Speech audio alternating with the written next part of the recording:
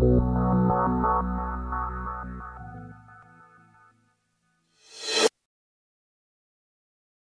va parler de commercialisation. On l'a déjà beaucoup évoqué ce matin.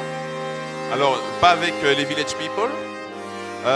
Donc, j'invite à me rejoindre tout de suite Alain Larouche, qui nous vient des cantons de l'Est, Nicolas Greff du CDT Béarn Pays Basque, Stéphane Canarias qui va donc devoir revenir, Grégory Goudzo de Val Thorens, Bertrand Millot de Saint-Émilion. Allez-y, venez et installez-vous.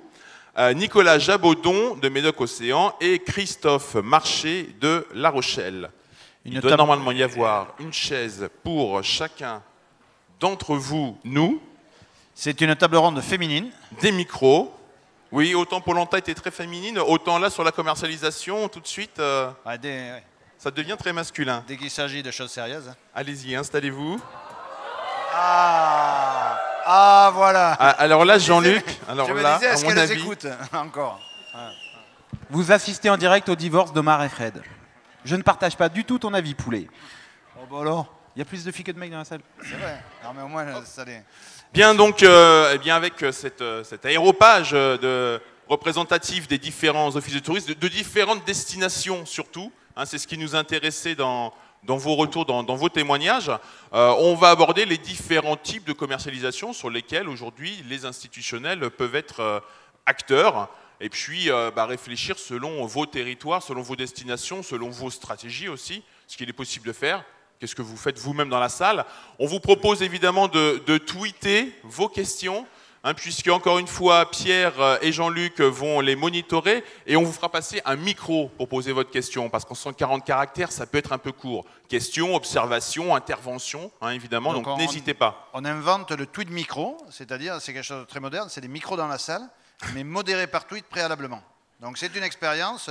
Merci de poser plein de questions par tweet et on vous passe le micro après.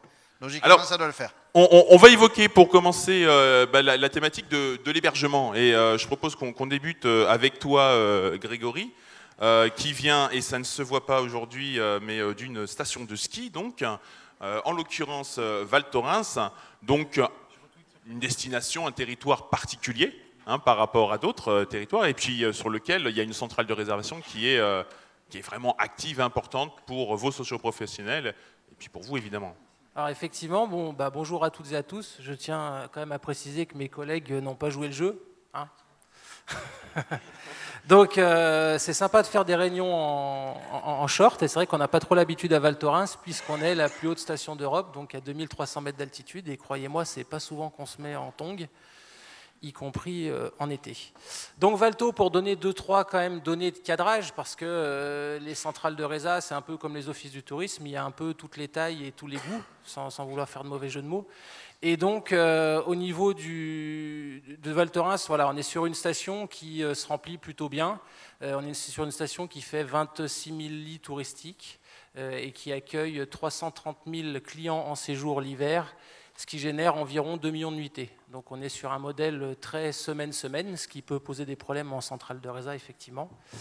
Et on est sur la station qui se remplit le mieux en Europe depuis 10 ans, puisqu'on a un remplissage moyen de plus de 83%. Donc, il faut rester sur des gros taux de remplissage, avec une clientèle qui est à 70% étrangère, et ce n'est pas facile tous les jours. Donc sur la centrale, ça c'est la donnée de Val Thorens.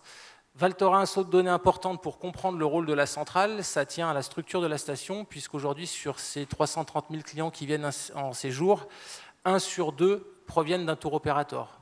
Donc sur qui, nous, en réalité, on a très peu d'actions, et c'est important, puisque je me rappelle d'un des baromètres de Guy, qui disait qu'il y avait 8% des Français qui utilisaient un canal direct comme une plateforme centrale de résa. Donc plus on avance et plus l'entonnoir se rétrécit et plus il est compliqué d'avoir des parts de marché avec toutes les OTA dont on parle depuis ce matin qui forcément grignotent du bout de gras pour nous. Au niveau de la centrale, on est en équivalent temps plein sur une structure de 4,5 personnes, 4 équivalents temps plein. C'est une association qui est gérée à part de l'Office du tourisme, donc je suis directeur des deux, qui est proche de nos amis des Ménuires qui sont dans la salle et que je salue aussi, puisqu'on est sur la même commune et on travaille de la même façon, en tout cas ensemble. Mais chacun sa centrale de Chacun réservation. sa centrale de réservation aujourd'hui. Peut-être que le futur sera différent, mais là, pour l'instant, chacun sa centrale et chacun sa marque, puisque c'est quand même 2 belles stations dans le paysage français. Et donc, c'est 4,5 personnes, puisqu'il y a un bout de montant en fait, sur le mi-temps, génère un chiffre d'affaires de 3 350 000 euros. Et donc un chiffre d'affaires net pour coup en commission de pratiquement 300 000 euros. Donc je vous laisse calculer le montant de la commission qu'on prend au passage. Et même si on voudrait faire toujours mieux, aujourd'hui on a un budget de 500 000 euros et sans une subvention de 150 000 euros de la commune, eh bien la centrale ne pourrait pas vivre. Alors, c'est là qu'on en vient, puisque tu nous avais demandé avec ton équipe aussi, c'est une battle, d'être un petit peu sarcastique, et ça tombe bien, ça ne nous ressemble pas. On parle depuis ce matin, effectivement, de toutes ces OTA. Alors, je suis assez mitigé sur le sujet. Je ne sais pas s'il faut les montrer du doigt ou pas. Ce que je pense, c'est que c'est une question d'équilibre, en réalité, c'est une question de territoire. Alors c'est vrai qu'aujourd'hui, et je pense qu'il y a plein de collègues dans la salle qui nous comprendront, on rogne quand on donne 8-10% à une centrale de résa et on préfère donner 20% à un booking.com. Et malheureusement, si on fait le calcul, quand on a 300 000 euros de commission, si on nous filait 15%, on n'aurait pas besoin de la subvention de la commune et la centrale pourrait s'autosuffire. Alors, qu'est-ce qui fait qu'aujourd'hui, tes socioprofessionnels, justement, ne se tournent pas davantage vers vos services? Est-ce que c'est une question pour eux de visibilité de l'offre? Est-ce que c'est une question pour eux de simplicité, peut-être, d'utilisation des différents outils? Quelles sont les raisons, en fait, de cet éloignement, finalement, de l'office de tourisme? C'est que Val Thorens marche trop bien. Non, c'est que, mais c'est vrai, c'est que, on l'a dit tout à l'heure, il y a déjà quand même un client sur 2 qui vient d'un tour opérateur. Donc ça touche un petit peu tout le monde. Et puis, de l'autre côté, et là je pense que, là encore, plein de collègues dans la salle ne nous contrediront pas, c'est qu'aujourd'hui on se retrouve malheureusement à vendre des lots qu'on n'arrive pas à vendre. Et c'est ça le problème, c'est-à-dire qu'il y a des périodes où tout va bien. Val Thorens, c'est une grosse saison. On commence dernière semaine de novembre, on finit mi-mai, donc c'est une grosse amplitude saison. Il y a des semaines très fortes, très internationales, où on est souvent à 100%, entre 95 et 100% de remplissage, donc on refile à la centrale ce qu'on n'arrive pas à vendre, pour faire simple. Donc c'est assez compliqué. Donc clairement, pour l'instant, vous êtes identifié comme la roue de secours. Vous n'êtes pas identifié comme potentiellement celui qui coûtera moins cher, qui rapportera une marge supérieure à certains OTA, parce que on ne vous identifie pas comme un potentiel recours. Alors, quel est le problème vis-à-vis de tes sociopros aujourd'hui? Alors les choses ont changé, c'est-à-dire qu'effectivement, moi ça fait 3 ans que je suis là, mais j'ai repris les stats sur plusieurs années. C'est vrai qu'il y a 5 ans en arrière, la centrale avait un chiffre d'affaires plus important que ça. Sauf qu'il y a 5 ans en arrière, il n'y avait pas les mêmes outils pour réserver, qu'on a pris des belles claques, et là, effectivement, ça fait 3 ans qu'on arrive à redresser la barre. On fait entre plus 5 et plus 10% chaque année. On a beaucoup travaillé avec mes équipes, que je salue et que je remercie, sur valthorens.com, puisque moi, j'ai eu un parti pris qui était assez clair. En fait, mon site internet valthorens.com, aujourd'hui, c'est un site de vente. C'est un site de destination bien entendu, mais j'ai pris des partis pris assez poussés. C'était des convictions qu'on m'a écoutées. Ça n'a été pas facile tous les jours. Vous imaginez bien qu'en station de ski, on est vraiment très très très vite orienté business. Et aujourd'hui, sur le site de valthorens.com, il n'y a plus de page hébergement. Les pages hébergement, elles sont directement sur le logiciel et le moteur de recherche, et on pousse un maximum pour crédibiliser la centrale. Parce que la centrale, effectivement, c'est assez partagé, mais on a quand même réussi à inverser la vapeur. On a quand même un site internet qui est passé de 2 millions à 4 millions de visites. On a changé de logiciel de réservation sur un logiciel qui est plus proche de Booking. Je vais le dire très clairement, quitte à pas me faire des amis, je ne connais pas aujourd'hui le logiciel idéal de réservation. Je pense que s'il y en a qui ont des idées et de l'argent, il faudrait vraiment monter le vrai logiciel qui envoie bien.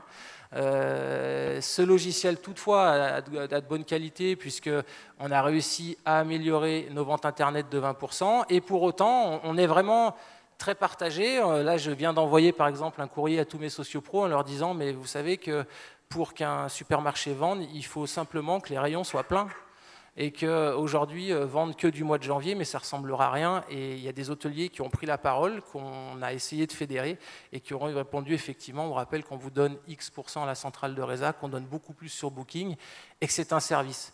Mais je pense que la question que ça pose au fond, c'est peut-être, et on en parlait ce matin avec Marlène, ma collègue des Menuires, c'est de repenser quel est le rôle de la centrale de Reza finalement.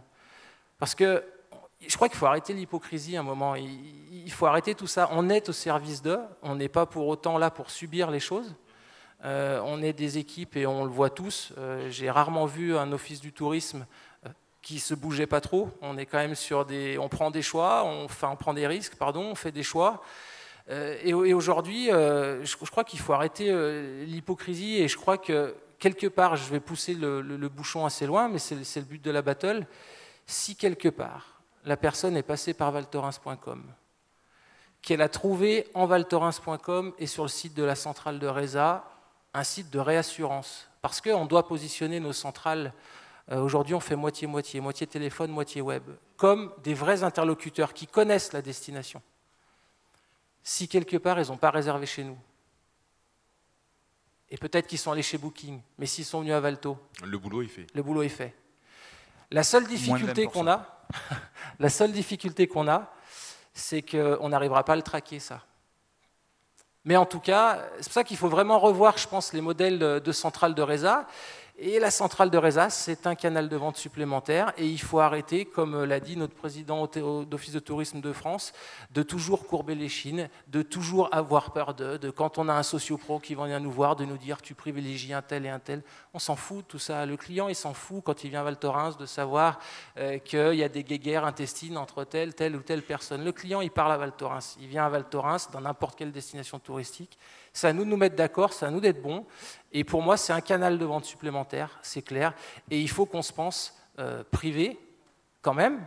Il faut qu'on parle business, donc il faut qu'on rentre quand même dans le dur. C'est pour ça que j'ai dit en centrale de Reza, on va changer les choses. La première, c'est qu'on change le logiciel et c'est fini. On n'a plus le temps de mettre à jour vos descriptifs. On a pris un logiciel et on leur a dit, vous rentrez. Vous le faites tous les jours sur Expedia, vous le faites tous les jours sur le Booking, et bien demain, vous le ferez sur valtorens.com. Et sachez qu'on mettra tous nos efforts pour faire venir un maximum de monde sur valtorens.com. Donc voilà, aujourd'hui, on a une communauté Facebook, j'entendais des chiffres tout à l'heure, aujourd'hui, on parle de Val Thorens, on a des portées de 2 500 000 personnes chaque semaine en hiver, c'est quand même énorme. On a une communauté, on a commencé à 5 000 personnes il y a 2 ans, on a mis que 20 000 € de budget, c'est quand même pas énorme. Ça réagit, on a des grosses portées, on a changé nos métiers, on a supprimé les chargés d'édition, on a créé des reporters territoires, c'est un thème que je vous ai piqué ici d'ailleurs. On crée du contenu utile, on a un gros système de GRC qui est mis en place à l'échelle de la station. Donc aujourd'hui, je pense que, sans se la péter, parce que ce n'est pas du tout le style de la maison, il faut aussi qu'on fasse comprendre à nos socioprofessionnels qu'on n'est clairement pas à la merci de tous et qu'on a les mêmes contraintes budgétaires que tout le monde. Merci pour ce premier témoignage, Grégory.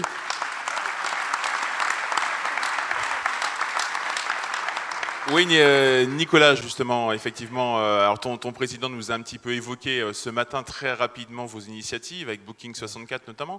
Vous, l'idée, c'est d'être la map de la distribution en ligne, finalement. Ouais, j'aimerais bien. Alors, juste un petit brin d'histoire, parce que nous, ces affaires de réservation, alors après, moi, je voudrais revenir sur le terme commercialisation, mais on va rester sur la réservation. Nous, il y a 15 ans, on avait le débat, est-ce qu'on crée un service loisir-accueil, en gros une centrale de réservation départementale, ou est-ce qu'on privilégiait plutôt des organisations territoriales? Je parle de ça en 97, hein, ça fait vieux combattant. Et c'est vrai qu'on pendant 15 ans, on a travaillé sur ce modèle-là, à dire effectivement, on va plutôt aider et favoriser les organisations, qu'elles soient publiques ou privées, et essayer d'accompagner le mouvement à ce niveau-là, en considérant, que la qualité de la production est liée aussi à la proximité de l'animation, hein, ça tu l'as dit. Que deuxièmement, effectivement, il est important lorsqu'une destination fait tout le travail amont de séduction, de conviction, de présentation de sa destination, que derrière, elle puisse quand même aller au bout de la transformation. Et donc, à l'époque, on a équipé, effectivement, On a été jusqu'à 15 centrales de réservation locales, ce qui est assez considérable pour un territoire qui compte une quarantaine d'offices de tourisme. Et en même temps, on s'est appuyé sur un réseau d'opérateurs privés, des agences immobilières et des agences réceptives qu'on a fortement incité à aller sur l'individuel. Et là, le problème, c'est que ça a commencé à moins bien fonctionner. À savoir que les agences réceptives, les 3 qui faisaient de l'individuel ont fondu les plombs, c'est pas rentable. Les agences immobilières, pour la plupart, ont abandonné le secteur du locatif pour se reconcentrer sur la vente et sont restés finalement opérationnelles, la quinzaine de centrales de réservation, dont aujourd'hui il en subsiste une petite dizaine, parce qu'effectivement, il faut bien dire aussi qu'en dehors, à mon avis, des stations vraiment spécialisées, on va dire, en termes de tourisme et d'activité, c'est pas très rentable, c'est très difficile à rentabiliser, et d'autant plus lorsqu'on est sur du secteur diffus. Mais malgré tout, aujourd'hui, on a des centrales de réservation, mais qui parfois vont gérer peut-être 5-6 produits. Ça va être plutôt du produit packagé, de type randonnée, etc. Donc il y a quand même un travail de production. Par contre, on est très loin des volumes d'affaires sur de l'hébergement sec, etc. Dans les années 2005-2006, on a vu fleurir d'abord toutes les places de marché, Internet a explosé, et très vite, les professionnels sont venus nous voir en disant « Bon, c'est bien joli, vous avez un système, vous avez déployé un outil, mais nous, aujourd'hui, on a nos propres outils, donc... comment vous allez connecter tout ça ?» Et on s'est dit quand même que soit on allait investir dans des développements très lourds pour effectivement ce qu'ont fait certains systèmes de type Open System, etc., développer nos propres canaux, soit de considérer autrement l'approche en disant mais est-ce que c'est notre rôle, et derrière celui des offices de tourisme, d'aller forcément s'imposer comme intermédiaire de la vente, etc. Et est-ce que notre travail, c'est pas plutôt de nous organiser de manière à mobiliser et à rendre la visibilité maximale à toute l'offre qui potentiellement est réservable en ligne, quel que soit le système. Et donc depuis 2009 et vraiment en 2010, on a effectivement développé d'abord en interne, puis là on l'a mis en infogérance, un système de comparateurs, d'agrégateurs, où en fait, au fur et à mesure où sortent de nouveaux outils, on va les connecter de manière à offrir via notre plateforme locale, départementale, et après nos partenaires diffuseurs, un maximum d'offres, quel que soit effectivement leur circuit de distribution, puisqu'on va retrouver côte à côte du gîte géré et commercialisé en centrale de réservation, ou du gîte qui se gère en direct sur son propre outil ou sur un système tiers, de l'hôtellerie, du camping, etc. Donc en fait, c'est pas mal. D'abord, ça coûte pas cher. C'est des outils qui ne sont pas très compliqués à développer. On a quand même du travail d'animation à faire, puisque effectivement, ce comparateur en fait, va par contre puiser l'information froide dans le SIT. Là, ça a été un choix stratégique de contenu éditorial maîtrisé, contrôlé. Pas toujours forcément de meilleure qualité que effectivement, l'information qu'on peut trouver parfois, y compris sur Booking. Mais bon, au moins celui-là, on le connaît, on l'assume, on le maîtrise. Et effectivement, à la clé, c'est une dynamique qu'on peut déployer finalement à n'importe quel niveau. Aujourd'hui, on arrive sur, on va dire, 5000 offres en termes d'hébergement, à mobiliser à peu près entre 1500 et 1800 offres. Alors, effectivement, il y a tout le reste. Alors bon, déjà, je vais exclure une partie du parc locatif qui est du non professionnel, qui ne se mettra jamais en ligne, et effectivement, qui se satisfait de 4-5 semaines de location. Par contre, il y a quand même tout le reste. On a beaucoup de campings aujourd'hui qui n'ont aucun dispositif de commercialisation en ligne. On a beaucoup de chambres d'hôtes qui aujourd'hui n'ont aucun dispositif, et y compris de l'hôtellerie rurale. Voilà. Et aujourd'hui, notre travail, c'est de dire il faut aller chercher cette offre. Et puis en fait, il faut aller sur le terrain, accompagner, former, et puis absolument arriver à ce que cette offre puisse toucher aujourd'hui 80% de marchés qui se traitent que sur Internet. Voilà. Très bien, merci Nicolas. Alain Larouche, je te cède la parole. Alors Alain, toi, tu as fait un choix qui devrait remuer un peu notre salle, notre assistance. Merci beaucoup, Ludovic. Et tu vas nous l'expliciter. D'abord, je m'excuse pour mon code vestimentaire, j'ai mal compris. Moi, chez moi, mon linge d'été est déjà dans le garde-robe de Cèdre et va ressortir au mois de mai prochain. Les gelées ont commencé la moitié des matins, alors on n'est plus en été chez nous. Maintenant, c'est très agréable. Merci de l'invitation, mais en même temps, je suis un peu inquiet parce que de venir donner une conférence comme partenaire de Booking.com dans un pays où on aime autant détester Booking.com, je me sens tout drôle. Mais je vous explique pourquoi. Comme nos confrères ici, pendant une quinzaine d'années, on s'est attardé à questionner les différents modèles de réservation en ligne, surtout du côté technologique, parce qu'on voulait implanter un modèle qui, comme DMO, comme organisme de gestion de destination, permettrait à nos clients touristes et à nos partenaires hôteliers d'être sur la même plateforme et de faire de la réservation en ligne à peu de frais, à peu de commissions, dans un modèle qui appartenait au DMO. Le printemps dernier, on a switché le paradigme complètement.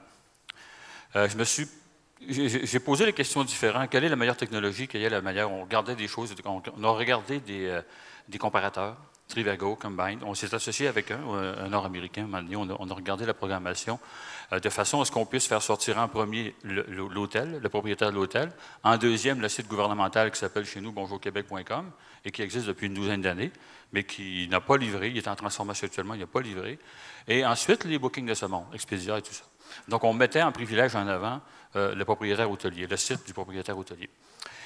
Au printemps dernier, j'ai regardé tout ça à nouveau et on n'arrivait pas à faire une sélection qui nous obligeait à investir dans l'implantation des modèles technologiques. On terminait avec 2 en liste. À investir sur des ressources humaines pour coacher nos entreprises, pour leur expliquer comment entrer dans notre système, parce que c'est un système qu'ils ne connaissent pas nécessairement, c'est un nouveau système. Investir du temps, de l'argent, de la programmation et des ressources humaines. Finalement, un matin, c'était en train de devenir un peu fou. Je me suis arrêté complètement. J'ai fermé la porte du bureau. Et j'ai dit, il y a quelques questions prioritaires qu'il faut se poser. Où est le client? Question facile à répondre maintenant. Le client, il est principalement, et de plus en plus, dans les grands distributeurs, les grands hôteliers. Il est là, le client. Pendant que nous, on cherchait la bonne technologie, les grands hôteliers ont développé des bassins de clientèle, ils ont développé la technologie, ils ont développé le partnership avec les hôteliers, une forme de partnership, et ils ont développé beaucoup, beaucoup de business. Alors, on arrivait sur une course en parallèle à se dire comment vont les affaires. Nos clientèles sont là, nos hôteliers. J'ai fait le tour des sites, des grands sites où étaient nos hôteliers. Sur le site officiel du gouvernement du Québec, bonjourquebec.com, il y en avait une trentaine. Donc, je dirais presque la moitié n'avait pas d'inventaire, donc inutile. Parce qu'il allait là pro forma, dans le fond, c'est le site du gouvernement, on va y aller pareil. Hein? Je m'en vais sur Expedia, j'ai 24 hôteliers qui sont là, sur 400. C'est pas beaucoup. Expedia, toutefois, reconnaissait le nom de la région, et Expedia coûte 25% minimum. Je m'en vais sur Travelocity, ils refusent de reconnaître le nom de la région, de la destination Canton de l'Est. Donne-moi une ville, je vais te donner un inventaire. Ben oui, j'ai 150 villages chez nous. Je ne peux pas tous les nommer pour avoir l'inventaire que j'ai. Ils refusaient catégoriquement de me reconnaître. OK, on les envoie, on les balaie. Je m'en vais chez Booking.com. J'en ai 125 qui sont là. Ils sont déjà en ligne. Je n'ai aucun investissement à faire. Je n'ai pas de coaching à faire auprès des entreprises. Je n'ai pas à leur expliquer pourquoi ils devraient rentrer dans un système. Ils sont déjà là. Alors, j'ai pris la décision de réunir mes 25 leaders hôteliers et de leur poser la question. Parce que ces hôteliers-là avaient refusé depuis 10 ans tous les systèmes qu'on avait proposés ou qui nous avaient été proposés. Même Tremblant, que vous connaissez chez nous, nous avait offert, parce qu'il n'y avait pas assez d'inventaire pour rentabiliser leur centrale téléphonique et réservation en ligne. Ils nous avaient offert de prendre tout notre inventaire de chambres, 5000 chambres, pour les glisser dans leur inventaire. Ils étaient prêts à nous les vendre. Nos hôteliers ont refusé. Ce n'est pas vraiment la technologie qu'on veut. On a peur de se faire voler nos clients un peu. OK. Des choses que vous connaissez très bien. Donc, j'ai posé la question aux hôteliers. Vous avez fait un choix, il s'appelle Booking.com. Pourquoi est-ce que vous nous demandez, pourquoi vous nous demanderiez, comme intermédiaire entre le client et vous, de créer un nouveau système dans lequel nous allons investir argent, temps, énergie, programmation et ressources humaines, alors que vous avez déjà, vous, choisi d'être là? Entre-temps, j'avais téléphoné à Booking.com. Le lendemain, j'avais un appel conférence avec la direction à Montréal, parce que je ne le savais pas, mais il y avait déjà un bureau à Montréal, une vingtaine de personnes. Dans les 3 jours suivants, j'avais une rencontre au sommet avec les gens de Booking.com. La semaine dernière, j'avais une deuxième rencontre avec la vice-présidente au partenariat stratégique qui est à New York pour discuter de ce qu'on fait maintenant que la technologie et les choses fonctionnent.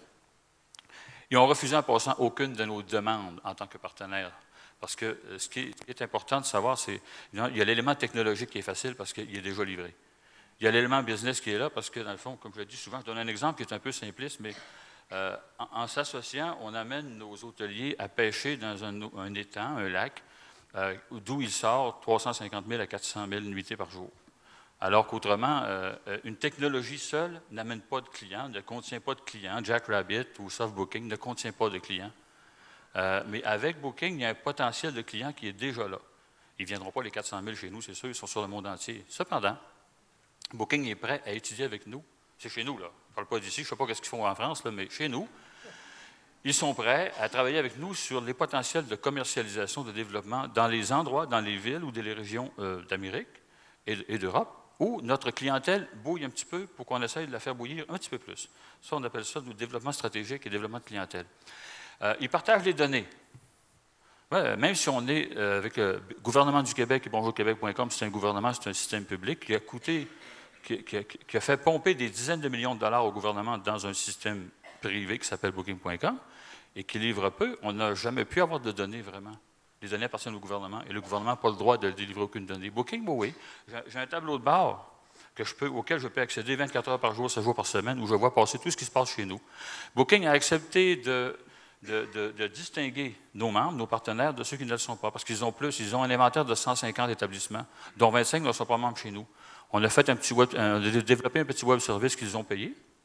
On en a mis un petit peu de programmation, mais ils ont fait la majorité, pour séparer nos membres, pour que quand le client est dans notre site, il ne voit apparaître que nos membres. Les autres sont dans le site de Booking, mais ils ne sont pas dans nos affaires. Tu as intégré en marque blanche sur ton site, en marque pas blanche? Tout à fait en marque blanche, parce qu'on a tenu, nous, à identifier, puis ça, c'est une question qu'on discutera peut-être demain, la notion de co-branding, pour nous, est importante, parce qu'on a tenu à indiquer la marque. Le site d'hébergement en ligne est propulsé par Booking.com. Pourquoi? Chez nous, on a seulement 2 hôtels qui sont banniérisés, sous bannière. Donc, la région comme telle doit développer sa notoriété et son branding. Et à l'intérieur de ça, nos hôteliers n'en ont pas. Et quand tu viens d'Europe ou de Boston ou de New York, réserver chez M. Smith, c'est un petit peu inquiétant parce que tu ne sais pas tout à fait dans quoi tu vas tomber. On peut bien aller voir dans TripAdvisor et d'autres choses, mais il y a toujours une zone d'incertitude. Et comme organisation de gestion de destination, on est incapable de garantir aucune forme de qualité à l'autre bout. Parce que c'est 400 entreprises qui sont opérées par des familles et des modèles d'affaires ou mentaux qui sont différents. Alors, avec Booking, il y a un petit peu de cette garantie-là, non pas sur la garantie de la prestation, de la qualité de la prestation, mais au moins sur les garanties du commerce, c'est-à-dire, si j'ai réservé et c'est indiqué comment je peux annuler, je vais annuler et je n'aurai pas besoin de me chicaner avec un propriétaire, c'est convenu. Il y a une série de détails comme ça qu'on n'aura pas le temps de discuter aujourd'hui, mais pour nous, c'était le choix entre investir dans une technologie ou investir dans le développement d'une technologie qui existe avec des clients de temps. Donc, investir dans la stratégie de façon à nous ramener, nous, au lieu de se questionner sur comment on devrait régler ça, ce n'est même plus une question, c'est de régler. C'est une fenêtre dans notre site Web. Et nous, maintenant, nous nous occupons dorénavant de comment monter, organiser, structurer et présenter la meilleure expérience possible à nos clients. On se concentre non pas sur un rôle d'intermédiaire entre le consommateur et l'hôtel, mais sur un rôle d'agrégateur, d'organisateur d'expérience et de présenter ça. Et si le client est vraiment intéressé à notre expérience, il n'a plus besoin de sortir de notre site pour aller réserver sa chambre, ce qu'il faisait avant. Il reste dans le site. En passant. Et en termes de commissionnement, qu'est-ce que ça donne? Est-ce que vous avez réussi à négocier justement quelque chose dans votre partenariat? Oui, pour les réservations qui passent dans notre site, ils partagent la commission, qui peut aller jusqu'à la moitié, dépendamment du volume, qui peut aller jusqu'à la moitié de la commission que le client a payé à Booking nous revient comme destination. Cet argent-là, évidemment, sera réinvesti en recherche-développement ou en marketing, en promotion-développement. Je ne sais pas comment ça marche ici. Donc, ils étaient les moins chers, ils étaient dans notre région les plus développés, le plus de partenaires. Ils nous offraient une solution facile de partenariat et ils n'ont jamais dit non à aucune des questions stratégiques que j'ai posées sur le développement technologique, recherche et développement, commercialisation. Évidemment, tout ça est en développement, ça fait à peine 3 mois. En passant, on a loué... c'est important de savoir que la job de réservation en ligne, ce n'est pas une job d'OGD, en principe. Parce que le client ne vient pas chez nous pour réserver. Le client vient chez nous pour chercher la bonne proposition, l'organisation. Et puis, la job de réserver, là, c'est la job entre le client et l'hôtel. Donc, ce qu'on fait comme chiffre d'affaires là-dessus, c'est vraiment marginal. Nous, on loue entre 50 et 75 000 chambres par mois. Puis il y en a quelques centaines qui passent dans notre site par Booking. Alors pourquoi est-ce qu'on se mettrait à investir? La Ville de Montréal et la Ville de Québec ont investi des centaines de milliers de dollars pour se doter de leur propre logiciel de réservation en ligne qu'ils ont implanté dans leur système avec un web service qui coûte de l'argent, de l'entretien, des ressources humaines et tout ça. Québec l'a fermé il y a un mois. Montréal l'a fermé aussi. Et maintenant, ils se questionnent à savoir qu'est-ce qu'ils vont faire dans l'avenir parce que ça coûte cher et ça ne rapporte pas et le client n'est pas là, tout simplement. Le client n'est pas là, le client est ailleurs. Alors, c'est juste business-like, mais ça ne changera pas notre vie en termes de chiffre d'affaires. Sur un chiffre de 4 millions, il va y avoir quelques milliers de dollars là-dedans. Mais ça change notre vie en termes d'organisation, de gestion d'une destination, par exemple. On va travailler plus focusé sur les principaux sujets qui nous concernent. Merci Alain pour ce témoignage. Donc un choix stratégique et un choix technologique. Je vous propose qu'on passe au micro-tweet et qu'en même temps peut-être on prenne quelques réactions de la part de nos 4 autres intervenants qui ne sont pas intervenus sur ce sujet mais qui viendront par la suite. On a quelques questions. Peut-être que la régie va pouvoir nous les afficher, mais je ne sais pas si ça marche. Donc Thomas Young, par exemple, qui doit être dans la salle, demande à Alain si c'est une question de motivation ou d'argent. Est-ce que Thomas est par là? Non? On ne voit pas Thomas Young dans la salle? Ah ben il est peut-être à distance alors. Normalement, il fait 4,82 m de haut. Hein. Ah, il est là, voilà. Ah, bonsoir à tous, je suis Thomas Young. En fait, dans votre témoignage, Monsieur Larouche, vous dites que vous touchez donc une commission de la commission que Booking prélève des hôteliers. Est-ce que cela a beaucoup joué dans votre prise de décision de travailler avec Booking? Nous l'avons pris comme une manifestation de bonne foi et de bonne volonté, mais on parle de quelques milliers de dollars par année. Parce que, comme je vous dis, c'est très important de noter, dans notre ce qu'on appelle chez nous un business case, là, on ne change pas notre façon de... C'est pas ça qui va faire vivre notre organisation. C'est tellement marginal. Quand on analyse, puis il y a plein de spécialistes ici qui pourront vous le confirmer, comment le client va-t-il réserver sa chambre? Des fois, c'est directement à l'hôtel, mais c'est maintenant et de plus en plus chez les Expedia et Booking de ce monde, qu'on aime ça ou pas. Alors, c'est marginal ce qui se passe dans un site de DMO au plan de la réservation. Ce qu'on fait simplement, on ajoute un petit service plus facile. Le client, on l'a déjà. Avant ça, il sortait pour aller réserver chez Booking. Maintenant, il réserve directement chez Booking dans notre site. Il ne ressort pas de notre site. Alors, quand on l'a hameçonné, il reste chez nous. Merci Alain. D'autres questions? Et peut-être, Christophe, tu voulais réagir par rapport à un des témoignages? Oui, on a eu l'occasion d'en parler ce matin lors du petit déjeuner, mais c'est vrai qu'on a des hôteliers aujourd'hui qui sont dans une démarche tout à fait à l'inverse, c'est-à-dire que Booking, c'est le diable, donc ils ne veulent absolument pas, en tout cas essayer de moins travailler avec eux, bien qu'ils sachent de toute façon qu'ils sont incontournables, que Booking est incontournable. Et c'est une dimension qui est intéressante parce que c'est vrai que ce que l'on utilisait comme argument, à savoir une partie, enfin cette commission qui est versée à Booking qui ne reste pas sur le territoire et donc qui part pour des fonds de pension entre autres, là tout d'un coup, avec ce que tu as réussi à faire, ça permet de garder une partie de cette commission, même si ce ne sont que quelques milliers de dollars, mais ça permet de garder une partie de cette commission sur le territoire et de valoriser la destination. Donc c'est vrai que c'est une réflexion que je n'avais pas menée du tout. Je ne suis pas persuadé qu'en proposant ça aux hôteliers de La Rochelle, ça passe, j'avoue. Je pense que ça sera très compliqué puisqu'ils sont plutôt dans le dispositif de Fair Booking, donc ce qui s'est mis en place avec la ville de Nantes, et qu'on a par ailleurs tout un travail avec eux. Mais je ne pense pas que ce soit facile, mais c'est peut-être une approche qu'on pourrait imaginer. Vous savez, si vous permettez, non? Le modèle de Fair Booking est intéressant, mais c'est comme s'il était dépassé avant de naître. Parce que, comment va-t-on faire pour amener le client à y aller? Écoutez, à bonjourquebec.com, qui est un site financé par le gouvernement, à raison de millions de dollars pendant 10 ans, qui devait comprendre tous les hôteliers, ce site-là n'a jamais réussi à convaincre les clients d'y aller parce qu'il n'y a pas de ligne de conduite claire. Tu peux aussi bien te ramasser là et avoir le prix le plus cher de l'hôtel. C'est comme on dit trop souvent le prix rack rate, le prix de détail suggéré, comme on dit. Il n'y a plus personne qui vend à ce prix-là. Mais quand tu t'en vas dans un site de DMO, parce que nos membres, c'est nos partenaires, on ne peut pas les amener à afficher un prix trop bas, ils vont mettre le prix qui ne vend pas, en d'autres mots. Fait que ils te font faire une affaire qui ne vend pas. Puis ils disent, c'est drôle, ça n'a pas marché. Je savais que ça n'allait pas marcher. C'est chez nous que tu vends le plus cher. Alors, ça peut pas fonctionner comme ça en plan d'affaires.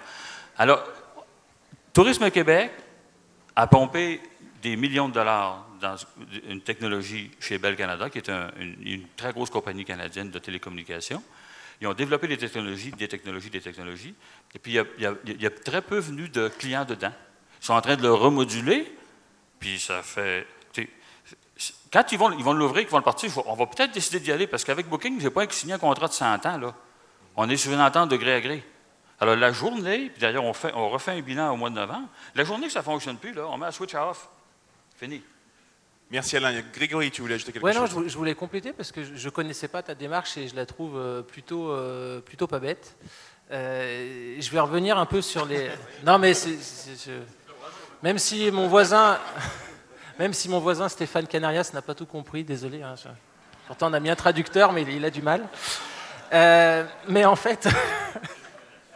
Non, je vais revenir sur mes propos du départ. Enfin, c'est ce que je disais. C'est vrai que depuis ce matin, on parle beaucoup de Booking. Est-ce qu'il faut en faire le procès ou pas? Moi, je pense que ça s'appelle le management du changement. Et aujourd'hui, la vraie question à se poser, c'est est-ce que Booking fait grossir la part du gâteau à la base ou pas? Voilà. Est-ce qu'aujourd'hui, ça nous pique du client? Est-ce que ça nous en amène du nouveau? Moi, je pense qu'il y a un peu de tout. C'est le même débat qu'il y a eu à l'époque quand Internet est sorti avec le peer-to-peer et l'industrie musicale qui a bloqué pendant des années avant de faire quoi que ce soit et qui aujourd'hui a compris qu'on pouvait vendre sur iTunes. C'est sans doute un peu de change management qu'il faut faire là-dessus. Mais... Il faut qu'on enchaîne. Je suis désolé Alain, mais on va passer aux autres sujets. Et en plus, je crois que tu avais une question, Pierre, un autre micro-tweet. Après.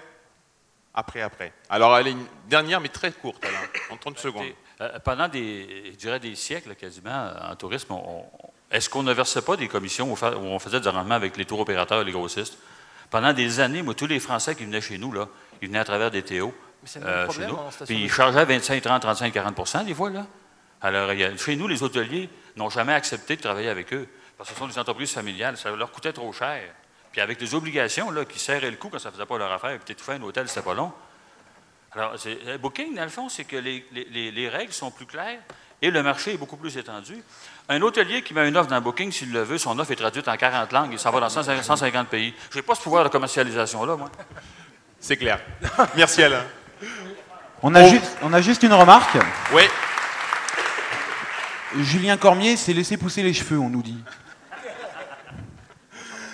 Je vous propose qu'on passe à notre second thème sur les activités, les visites, la billetterie. Et on va effectivement aborder avec toi, Nicolas, l'activité que tu mènes sur Médoc Océan et aussi le partenariat dont tu as été l'un des initiateurs au niveau d'Office de tourisme de France et qui aujourd'hui est proposé à l'ensemble des offices. Oui, tout à fait. Et puis la tradition est toute trouvée puisqu'on est aux antipodes finalement du témoignage d'Alain.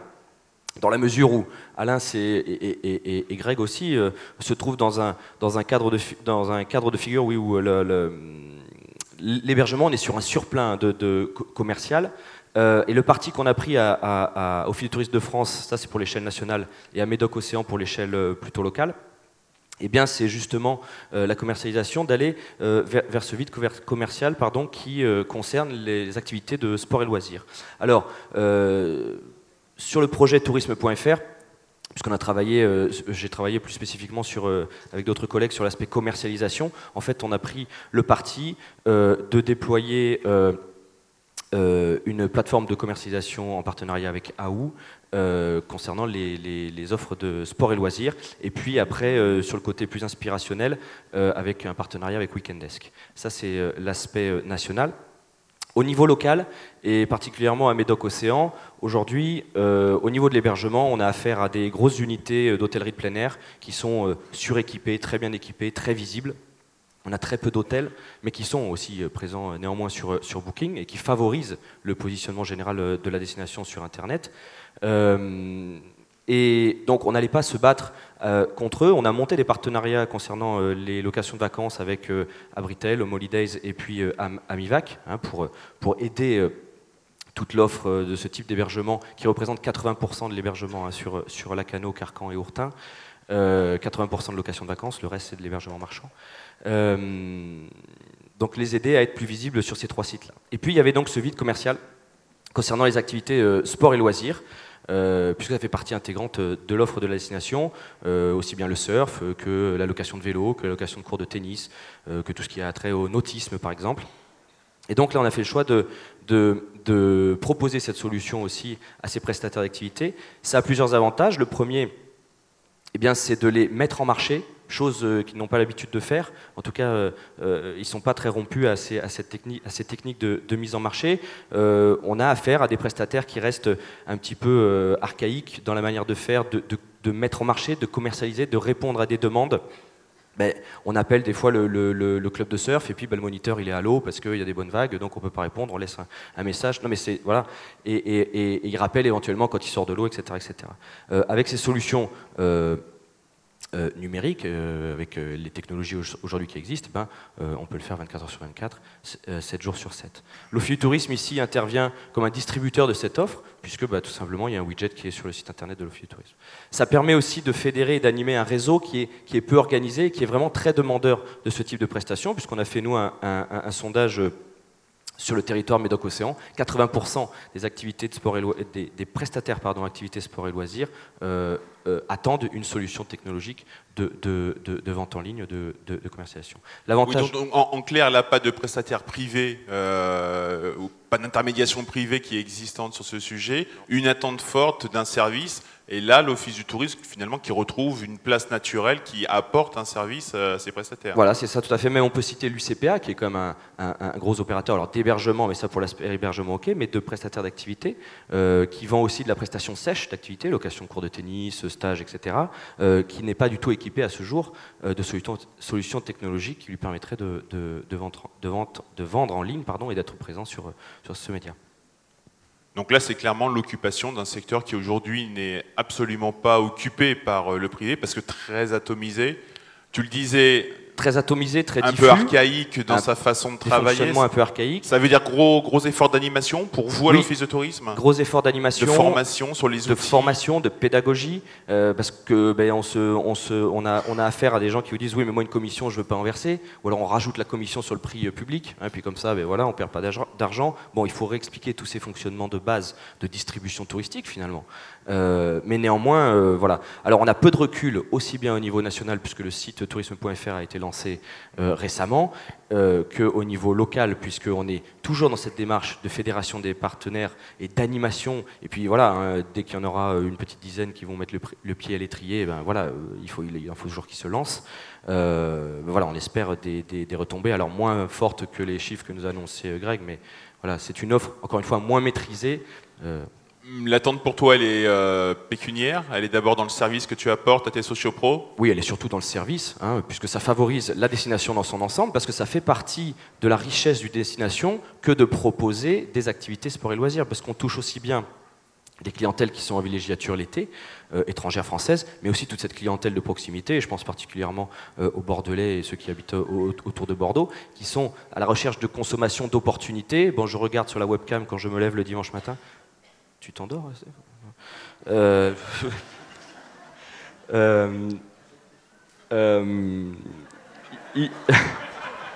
Il fait beau. Non, c'est sympa, c'est sympa. Il fait beau, je veux réserver mon cours de surf le dimanche matin, voilà. Donc on est sur de la consommation d'opportunités, et donc à travers ces outils technologiques qui le permettent, c'est tout à fait possible. Voilà. Merci Nicolas. Christophe, sur La Rochelle, je te propose de nous évoquer un peu ce que tu as mis en place, et notamment ces accords de commercialisation, ce conseil personnalisé, orienté vers de la vente complémentaire, donc générer vraiment du chiffre d'affaires chez tes prestataires. Oui, alors Ludovic, on n'a pas de certitude d'abord, hein, ça c'est ce qui s'est dit à plusieurs reprises cet après-midi, c'est-à-dire que tout peut changer, on est dans un contexte qui est particulier parce que La Rochelle c'est une marque et donc on a cette chance d'avoir une certaine visibilité, et en même temps on a une vraie problématique qui est une problématique financière. On est un office de tourisme qui s'autofinance à 75%. Donc ça veut dire qu'il faut trouver les moyens de développer nos activités, il faut trouver les moyens de maintenir nos équipes, il faut trouver les moyens de se développer encore et toujours.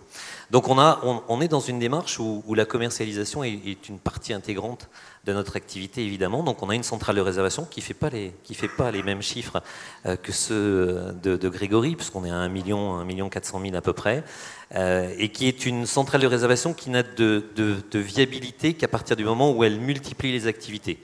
C'est-à-dire que l'on gère de l'hébergement sec et on intervient aussi dans tout ce qui est congrès et organisation de congrès, avec la particularité, ça rejoint ta question, c'est que les hôteliers ont demandé à ce que quand un congrès s'organise à La Rochelle, dans la mesure du possible, parce qu'on ne peut pas forcer l'organisateur, mais dans la mesure du possible, ça ne passe que par notre intermédiaire, et ils préfèrent travailler avec l'Office de tourisme qu'avec les différentes personnes participant au congrès. Donc ça c'est important, ils sont prêts d'ailleurs à verser les commissions, donc on n'est pas dans il n'y a pas de culture à véhiculer, ou en tout cas de pédagogie à véhiculer auprès des professionnels, parce qu'ils sont assez partants dans ce registre-là, d'autant qu'on est beaucoup moins élevé que Booking, puisqu'on travaille à 8%. On a passé aussi des accords de partenariat avec des agences immobilières. Alors ça c'est un peu plus délicat parfois à monter, mais on a à peu près 170, 175 appartements dont on assure la commercialisation, la location, et donc on est sur 8% aussi de la même façon. Donc si notre centrale de réservation aujourd'hui atteint le petit équilibre, c'est parce qu'il y a cette multiplicité d'activités. Au-delà de cela, on a une activité groupe qui est importante, puisqu'on gère entre 1200 et 1400 groupes par an, pour lesquels on fait des prestations maintenant qui vont de l'hébergement jusqu'à la simple prestation d'une visite. Et puis on a un espace boutique. Cet espace boutique, donc aujourd'hui, on se pose la question d'abord, enfin c'est boutique et billetterie d'ailleurs, hein. Le chiffre d'affaires de cet espace-là ou de ce service-là, c'est à peu près entre 550 et 600 000 euros, beaucoup constitué par la billetterie. Et aujourd'hui, on est en train de basculer justement vers la vente en ligne sur ce dispositif, avec là encore des accords avec les prestataires de La Rochelle. C'est-à-dire que si l'on fait de la billetterie et si l'on vend de la billetterie, évidemment il y a une commission à la clé, et cette commission elle est de 8%, elle est de 10%, elle est de 12%, elle est de 14%, elle est de 15%, guère au-delà de 15%, mais en tout cas on est dans cette démarche-là aujourd'hui. Et tu le disais, le conseil avisé, le conseil engagé, le conseil éclairé, enfin peu importe le terme que l'on va prendre, c'est la formation de nos équipes aussi à la commercialisation. Moi, quand je suis arrivé il y a 9 ans, parler de commercialisation dans un office du tourisme, enfin, en tout cas celui de La Rochelle, l'office du tourisme de La Rochelle, ça crispait un peu. Aujourd'hui, c'est dans la culture de l'ensemble de l'équipe, et aujourd'hui, on parlait tout à l'heure d'entraînement, de formation, l'ensemble de nos équipes doivent être mobilisées, formées, non pas à faire de la vente à tout crin, c'est pas ça l'objectif, mais c'est d'être apporteur d'affaires, et je pense que c'est en cela qu'on a encore notre position dans le paysage, même si les choses changent en permanence, mais en tout cas d'être apporteur d'affaires à l'ensemble des acteurs qui sont sur le territoire. Alors avec des volumes qui seront peut-être différents suivant les acteurs évidemment, mais je pense qu'on a encore une capacité de prescription qui aujourd'hui peut se transformer en acte d'achat véritablement. Et on le voit en ce qui concerne notre espace d'accueil, tout simplement. On se pose la question aujourd'hui de faire en sorte que chaque poste d'accueil, finalement, soit un poste de vente, de façon à ce que, quand on a la capacité de capter une personne et qu'on est en train de lui mettre en avant, de promouvoir une prestation quelle qu'elle soit, la meilleure des choses, c'est qu'elle puisse l'acheter immédiatement. Et de cette façon, à la fois le prestataire final est content parce que la vente est faite, et en même temps, la personne qui est venue nous voir, qui a fait l'acte de se déplacer, a l'ensemble des billets nécessaires. Mais c'est vrai pour la vente en ligne, et c'est pour cette raison qu'on est en train de le passer actuellement. Voilà, bon, c'est le panorama. Alors on travaille avec différents opérateurs, c'est ça qui complexifie un peu la chose, puisqu'on est à la fois avec un opérateur qui travaille sur ou avec lequel on travaille pour la partie groupe et pour la partie congrès et hébergement sec. Et puis on développe aussi et aux côtés de Charente Maritime Tourisme, on développe aussi l'open system. Donc là, sur quelque chose qui est un peu plus diffus, un hébergement qui est un peu plus diffus, et avec un mode de fonctionnement qui n'est pas tout à fait le même et sur lequel on n'a pas la main de la même façon. Donc même dans un dispositif comme celui-ci, on a imaginé quand même, par la traçabilité, de pouvoir récupérer des commissions pour toutes les ventes qui se feraient par notre biais, par le site de l'Office de tourisme. Voilà un peu le schéma. Aujourd'hui, j'ai souvent tendance à le dire, c'est que quand on ouvre l'Office de tourisme le matin, il faut qu'on trouve 75% de notre financement. Je l'ai entendu à plusieurs reprises, les aides des collectivités ne vont pas progresser. Elles progresseront peut-être sur des missions qui pourraient nous être confiées, mais en tout cas la subvention acquise d'une année sur l'autre et que l'on a à peine à négocier parce que c'est une chose acquise, surtout dans la période où l'on arrive. Je crois que c'est une période révolue et qu'il faut qu'on essaie de trouver d'autres modèles. C'est celui qu'on a essayé de développer. Je ne dis pas que ce soit le meilleur. On est toujours en train de le remettre en cause. On est toujours en train de se poser des questions. On regarde, et c'est pour ça que ces moments-là sont évidemment importants, parce que c'est plein de moments d'échange et d'expérience. On regarde ce qui peut se faire ailleurs et comment s'en imprégner de façon à rester dans le paysage. Parce que s'il y a bien une chose à laquelle on tient particulièrement, c'est d'exister et puis de pouvoir être là dans 10 ans, dans 15 ans, peut-être avec des actions complètement différentes, mais d'être là.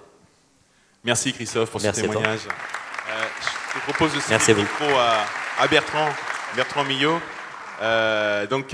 Bertrand, sur Saint-Émilion, toi cette année tu as pris aussi un virage assez important en permettant finalement, en mettant en ligne l'ensemble de tes visites et surtout en permettant à tes socioprofessionnels d'être eux-mêmes des prescripteurs de cette offre et au-delà. Exactement. Peut-être une petite donnée de cadrage. Mon collègue vient de dire 75% d'autofinancement.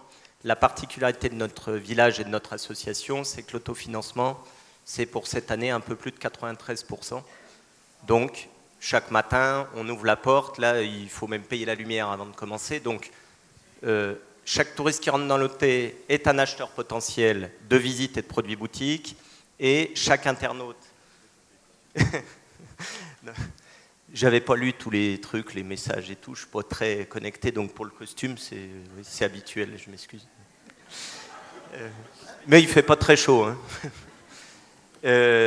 Plus sérieusement, chaque internaute qui rentre aujourd'hui sur notre site internet est un acheteur potentiel. Et un acheteur potentiel, oui, d'hébergement, puisqu'on a un certain nombre d'hébergements qui sont vendables en ligne. Mais ce n'était pas tellement mon objectif parce que je n'allais pas concurrencer Booking demain matin en disant je suis Saint-Émilion, je casse la baraque. Par contre, on avait 2 points à apporter qui étaient la vente de visites et la vente de package qui nous permettaient plus de se positionner en destination. Pour aller très vite, parce que je sais que le temps est compté, aujourd'hui à peu près une 30-35 visites sont vendues en ligne sur le site internet. Je n'avais pas fixé spécialement d'objectif ni à l'équipe ni à personne parce qu'il fallait que ça s'installe. Puis finalement, depuis le début de l'année, on est à peu près à un peu plus de 3000 visites. Donc commandes réalisées, ce qui veut dire que tous les jours, il y en a un certain nombre. Et nous réalisons à peu près, si on fait une moyenne de 25 € de chiffre d'affaires, vous voyez, 30 par 25, je vous laisse faire le calcul.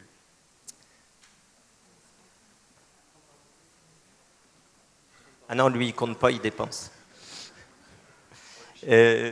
Voilà, très rapidement, une fois qu'on a eu installé ces visites sur Internet, c'est bien, l'internaute peut acheter, c'est super. Mais on s'est posé une autre question, c'est comment faire pour que les touristes ne viennent plus forcément dans l'office de tourisme, parce qu'on a des problématiques de goulot d'étranglement, notamment sur la haute saison, où on a du mal à traiter correctement l'ensemble des demandes de l'office. Donc on s'est appuyé en se disant mais qui pourrait vendre les visites à notre place, qui est la meilleure porte d'entrée, c'est l'hébergeur. Donc on a retourné en fait le problème dans l'autre sens.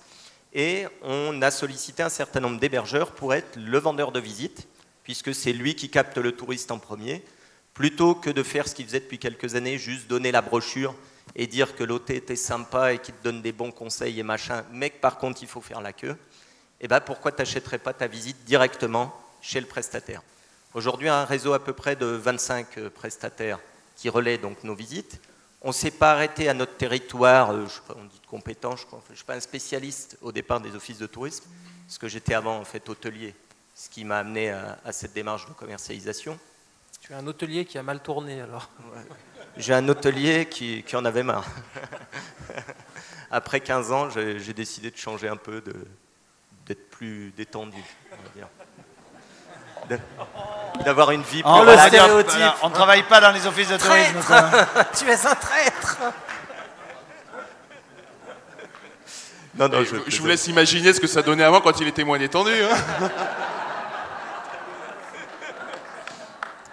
C'est la déformation professionnelle, c'est vrai. Je l'ai porté. Donc on était sur ce réseau de revendeurs, de 25 revendeurs. Réseau de revendeurs, 25 réseaux de revendeurs, au-delà de simplement Saint-Émilion, parce qu'aujourd'hui je travaille avec des hôteliers de Bordeaux, qui est une de notre énorme porte d'entrée de touristes potentiels. Je travaille bien sûr avec mon collègue de l'office de Bordeaux, c'est pas le problème, hein, mais je travaille aussi directement avec le concierge de l'hôtel Régent, place principale, où je lui dis mais arrête de m'envoyer les clients, vends et on te commissionnera. Donc là le principe est bien sûr dans l'autre sens, hein, puisqu'on commissionne l'ensemble de nos revendeurs. Est-ce que c'est ce discours qui est le plus porteur vis-à-vis de ces revendeurs finalement? Est-ce que c'est avant tout le service qu'ils apportent à leur clientèle ou c'est la commission et donc les espèces méchantes? Même question mais dans le sens inverse. Je pense que c'est les deux parce qu'en fait on a une relation de business à business. On assume aujourd'hui, tu le disais tout à l'heure, que l'office c'est pas un gentil truc sympa et tout. C'est aussi un apporteur de business. Aujourd'hui, les collaborateurs le savent, on a une démarche d'entreprise pure et dure. Nous, on ne se pose pas la question, je suis assujetti à TVA, je paye l'impôt sur les bénéfices, je ne me pose pas. Et pourtant, je suis ouvert toute l'année. Et pourtant, j'apporte un certain service public, même si je n'ai pas de subvention. Donc, on n'est pas que des tueurs de méchants. Tu rentres, t'achètes. Mais la preuve, ça se vend. C'est qu'on n'est pas si méchant, pas assez. Donc voilà, c'est plutôt une relation de pro à pro. Et si un pro, vous lui dites, aussi bien je te prends 10%, toi hébergeur, parce qu'il faut que je fasse vivre mon entreprise, bah, je suis capable aussi de te donner 10%, parce qu'il n'y a pas de raison, c'est toi qui as fait le job. Donc c'est vraiment une relation pro à pro, au-delà finalement de l'importance de la somme. Vous voyez bien que malheureusement, pour le moment, ce n'est pas encore un volume suffisant pour dire il y a un business derrière, réfléchi, etc. D'accord, merci beaucoup pour ton témoignage.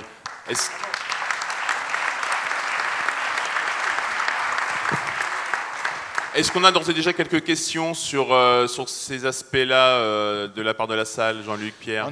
On a plus des remarques d'approbation, globalement, hein, pour dire oui, c'est quand même intéressant, que des questions. Les questions, elles étaient plus avant, dans le style pourquoi on n'a pas Exatourisme sur scène, pourquoi on n'a pas Faire Booking, etc., qui sont venus sur scène. Voilà. Mais là, immédiatement, on a plutôt ce type de commentaires. D'accord. Pas des questions directes. Sur cet aspect billetterie, Stéphane, et avant que tu n'ailles te reposer un peu, tu as aussi une activité qui est assez forte, notamment à travers le festival. Est-ce que tu veux bien nous en dire un mot en quelques minutes rapidement? Ouais, mais alors, juste avant, parce que comme c'est une battle, je voulais quand même qu'on félicite mon ami Nicolas, dont je ne connaissais pas les talents journalistiques de présentation avec ses petites fiches.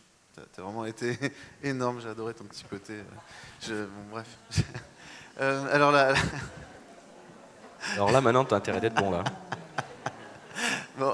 Alors, je te propose de nous parler de la billetterie, et d'enchaîner sur l'activité boutique maintenant. La billetterie, c'est un élément très important, la billetterie. Alors, effectivement, on a développé une partie de billetterie chez nous. Alors, tout d'abord parce qu'on est organisateur de spectacles et d'événements, et qu'effectivement, il est beaucoup plus intéressant pour nous de vendre directement nos billets plutôt que de les faire vendre par des distributeurs classiques, Fnac, Ticketnet, etc., etc. On est quand même bien sûr référencé chez tous ces gens-là. Et d'ailleurs, on a nous-mêmes développé à l'accueil de l'Office de tourisme un point billetterie, Ticketnet, pour permettre aux habitants du centre-ville de venir acheter leurs billets en centre-ville. L'intérêt, en fait, et je crois que c'est une question que se posent beaucoup de directeurs d'office de tourisme, on voit nos chiffres de fréquentation physique baisser d'année en année. Alors, il y a des problématiques de surfréquentation parfois, mais globalement, on sait que les offices de tourisme perdent la fréquentation. Ça n'aurait pas d'incidence si on se contentait voilà, de constater qu'il y a une augmentation des flux sur le web. Néanmoins, pour ceux qui gèrent une boutique et qui ont besoin de faire du chiffre d'affaires, tu repiles vachement bien la tête aussi. Pour ceux qui ont besoin de faire du chiffre d'affaires et de vendre en produits boutiques.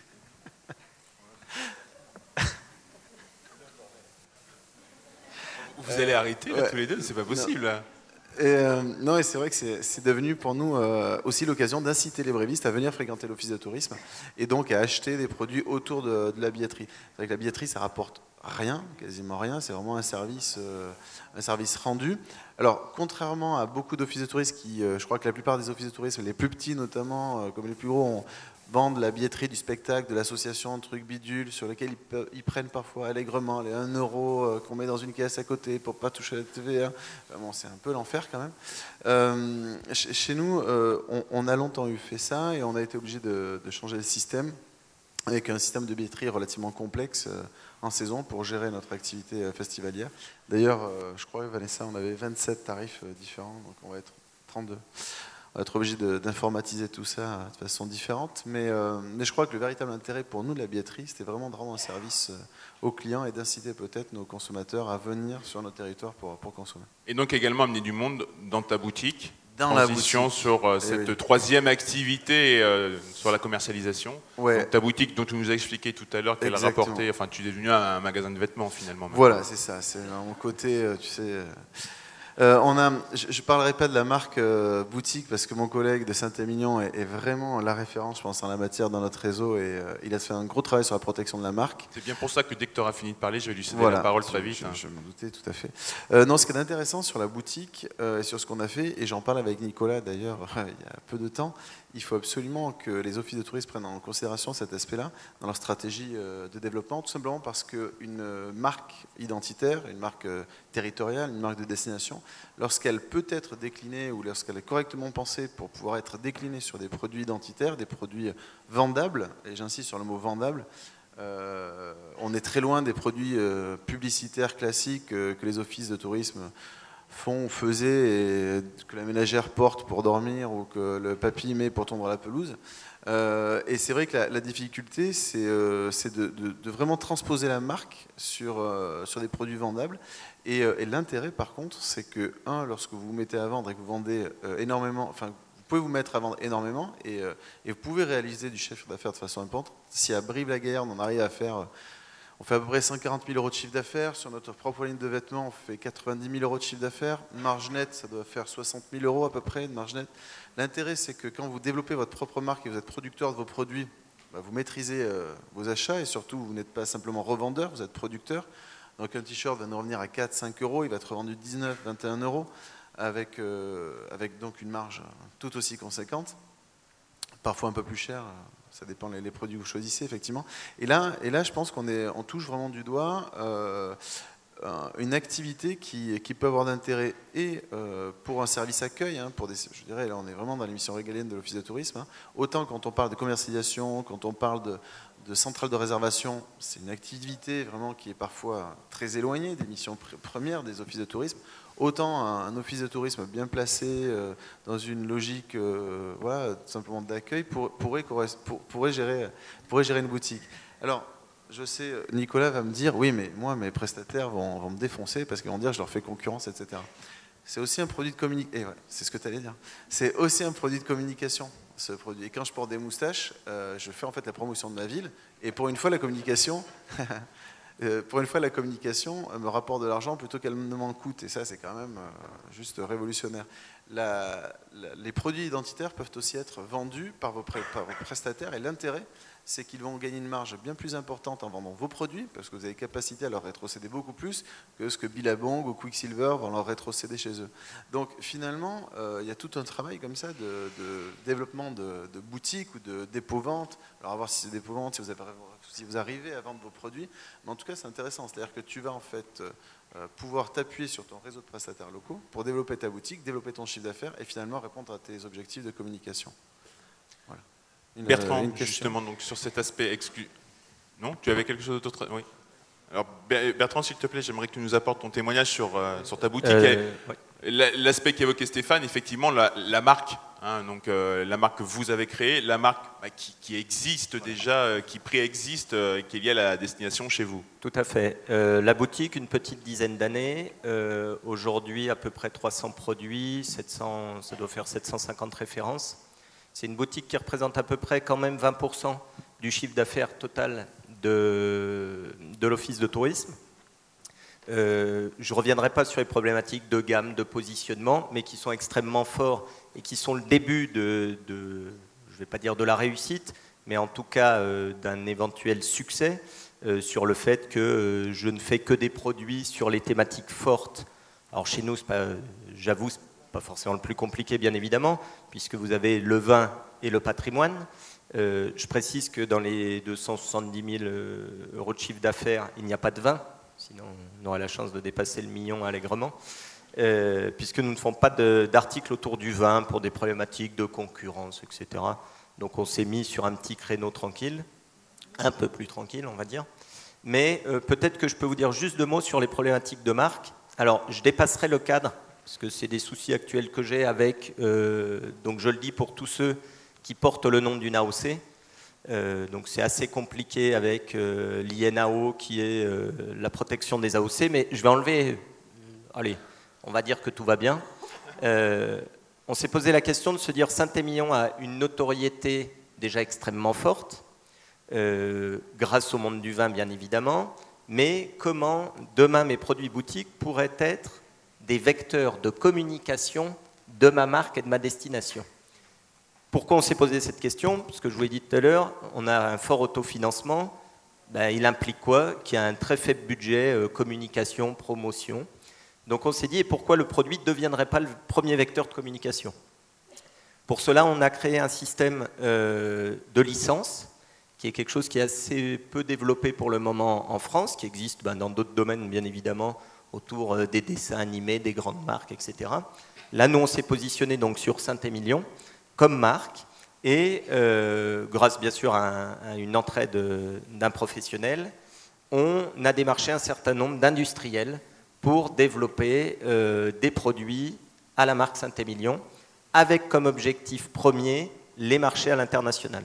Voilà. Donc c'est tout ce que je ne peux pas faire tous les jours en promo, com, accueil, etc.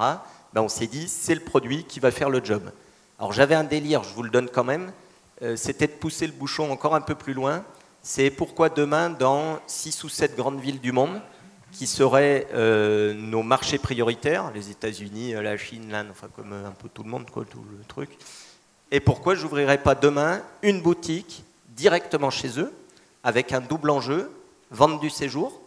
Donc venez passer une partie de vos vacances ou toute partie de vos vacances à Saint-Émilion. Et puis pour déjà vous donner un avant-goût de ce qu'est Saint-Émilion, repartez avec un produit identitaire de la destination. Voilà. Pour l'instant, je l'ai mis dans la poche, quoi. Et je mettrai beaucoup de vin dedans. Merci. Tu voulais nous montrer ton caleçon, je crois, Grégory. Non, je ne montrerai pas mon caleçon, pour la simple et bonne raison que je n'en ai pas, comme d'autres. Mais je rejoins ce qu'ont fait Stéphane et Bertrand. Et juste, on est en train de développer aussi notre boutique sur la marque Val Thorens United. Et on a cédé, pareil, en licence à un partenaire qui s'appelle Freegun, qui développe à la base des caleçons, effectivement, que Pouline vend allègrement 40 € et qui nous reviendront à moins de 5. En réalité, on va développer toute une gamme vestimentaire. On a mis en licence, comme ils ont aujourd'hui, Star Wars, Haribo et d'autres, des clubs de foot, des clubs de rugby. Et en fait, la seule petite spécificité, c'est qu'on ne les vendra pas à Val Thorens, donc à l'Office du tourisme, on les vendra en ligne. Par contre, on a mis en place un système B2B pour les sociopros, puisqu'on s'était dit que les sociopros pouvaient être notre meilleur relais, ou bénéficiant de nos tarifs, pour le coup, ils peuvent faire des marges faciles de 3 à 3,5%, et ça permettra comme ça d'implanter la ligne Val Thorens United aisément. Et autre chose, on a négocié aussi alors la grande distribution entre guillemets, parce que quand on est Val Thorens, on ne veut pas être partout, mais demain, on devrait nous retrouver dans tous les intersports et les go-sports. Donc si on imagine qu'à chaque fois qu'on vend un caleçon, on fait de la pub pour Val Thorens et qu'on prend 15%, ma foi, ça fera des belles recettes pour la centrale de réservation. Et on va peut-être changer de métier, parce qu'il y avait ça ou le proxénétisme, donc on a préféré ça. C'est une idée, hein, les gars, pour le deal et le proxénétisme, voilà, ça marche. Bertrand, tu voulais ajouter quelque chose? Juste une toute petite précision. Tout ce qui est autour de la licence, c'est bien l'image et le nom de la marque que nous avons cédé. On a bien sûr un droit de regard sur les produits, mais je ne suis plus le producteur, hein, ou l'industriel. C'est bien l'industriel qui gère sa gamme de produits, qui gère ses points de distribution. Et, si j'ose dire, je ne fais que toucher les royalties liées à la vente de produits. Voilà, hein. Donc on est bien sur des produits effectivement différents, puisque dans ma boutique, je reste quand même sur des produits liés au tourisme, de souvenirs, même si le but du jeu c'est de pouvoir le porter, mais on est quand même dans le souvenir. Alors que là, on passe un cap qui n'est plus le souvenir, qui peut être maroquinerie, ligne de bagages, qui peut être différent. On déborde allègrement et malheureusement il va falloir quand même qu'on conclue. Je vous propose peut-être un petit mot de conclusion à tous. Alain, tu voulais revenir sur ce sujet et en même temps ton petit mot de conclusion. La question des billetteries me fait penser à un autre. On fait d'autres partenariats, nous, afin encore une fois de mieux définir notre mandat. Nous, promotion, développement des produits, ensuite accueil. Sur le dossier accueil, on a fait un partenariat il y a une dizaine d'années avec Tourisme Québec, qui a un excellent service d'accueil téléphonique. Alors notre numéro 800, ça c'était avant Internet, transfère automatiquement à Bonjour Québec, qui donne le service en 8 ou 10 langues, 20 heures par jour, 7 jours par semaine, ce que nous ne pouvions pas faire. Alors nous avons transféré notre service là-bas. Au niveau des billetteries, on a acheté, franchisé l'agenda culturel de la Ville de Montréal qu'ils ont créé l'année passée. Alors, ils s'occupent aussi de notre offre culturelle qui est dans notre site. Alors, quand le client a décidé de venir chez nous, il a pris sa chambre, peu importe où il veut la prendre. Il a aussi le programme des soirées ou des programmes culturels disponibles. Il l'a fait aussi. Donc, on essaye de faire quel est le meilleur partenaire. Nous, on a enlevé notre pancarte de sur notre bureau pour pas qu'il vienne de touristes à notre bureau. Ce que nous faisons, la coordination et le coaching de toutes les agences locales qui font l'accueil sur place. Nous, on ne peut pas faire ça. Il y a une agence de promotion en même temps. Alors, on a déféré ça. C'est dans notre mission. On les structure, on les organise, on leur donne la compétence. On va plusieurs fois à Montréal par année pour former les gens à la Tourisme Québec qui parlent de nous. Mais on défère ces mandats-là de façon à pouvoir nous s'occuper d'autres choses. C'est des choix corporatifs qu'on fait. Pas gérer de code technologie et gérer un service pour les prestataires. Stéphane. Pour conclure très vite, moi je rêverais de faire des caleçons 100% Gaïa. Parce que déjà ça a trop duré, déjà tu vois ce qu'il y a dans le truc.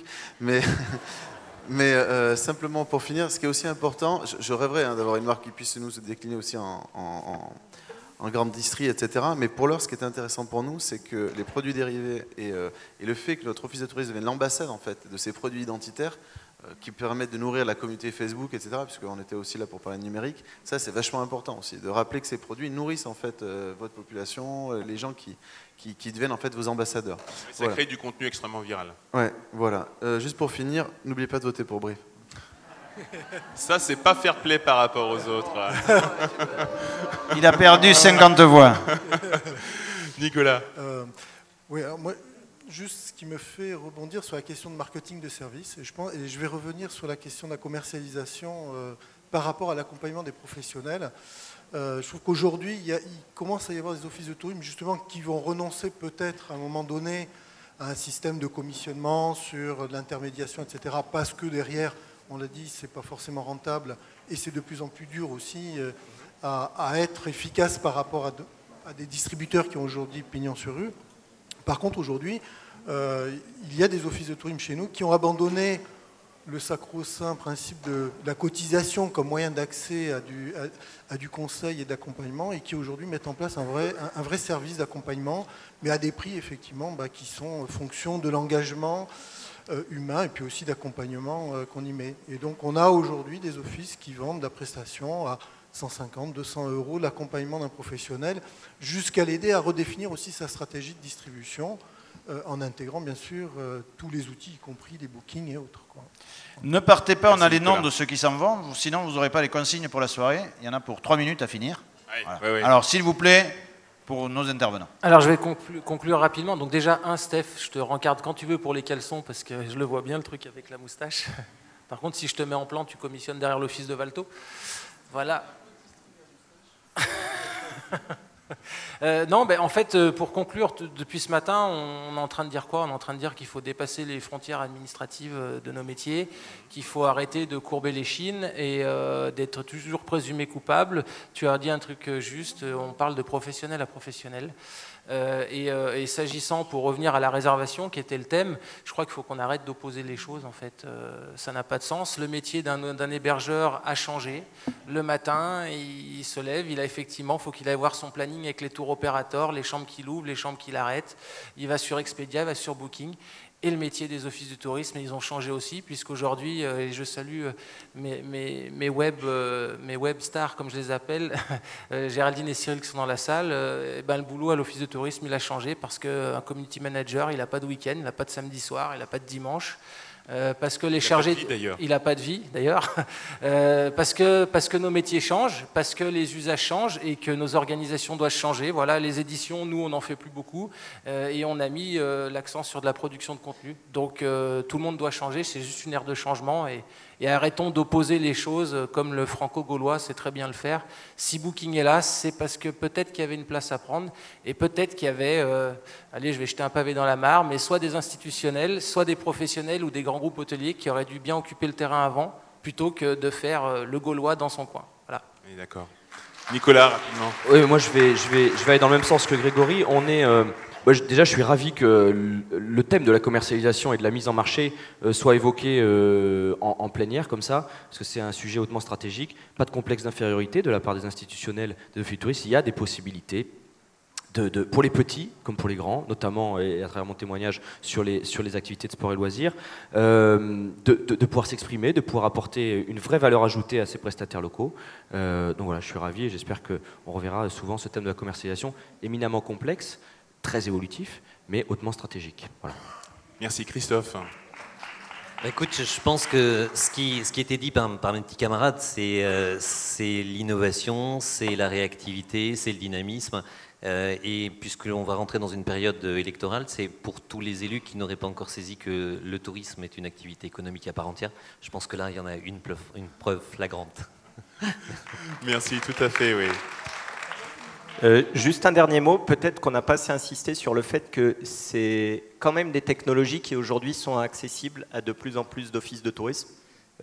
Pour notre cas, je n'ai pas été acheter un logiciel à 30 000 €, je ne sais pas quoi, il faut que je reverse encore à chaque fois. On a fait ça à la mimine, on a bricolé. Ça reste du bricolage, mais finalement, on est aussi des artisans. Et c'est quelque chose qui est accessible et réalisable par des offices de tourisme, entre guillemets, de taille moyenne. J'aime pas trop les gros, les petits, les moyens, c'est toujours un peu... Mais en tout cas, c'est accessible aujourd'hui. Je me tiens à disposition pour en discuter plus précisément. Mais on n'est pas obligé à chaque fois de balancer 50 000 € dans le site et 30 000 dans la centrale de résa pour dire je commence à ouvrir. En tout cas, j'aurais pas pu le faire s'il y avait eu que ça comme solution. Voilà. Des vraies évolutions, effectivement, à souligner. Merci beaucoup à vous sept.